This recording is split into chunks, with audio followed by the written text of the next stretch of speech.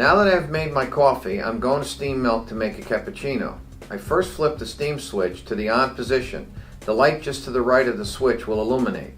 The light to the left of the pump switch also lights, telling you that the heater now has full power. Once the boiler temperature reaches 240, I open the steam valve and let water escape into a container, making room in the boiler to create steam. I then close the valve and swing the arm over the drip tray and open the valve all the way until the steam becomes dry. Now I steam my milk and make my cappuccino. This entire process with the Alexia takes approximately 3.5 minutes from start to finish.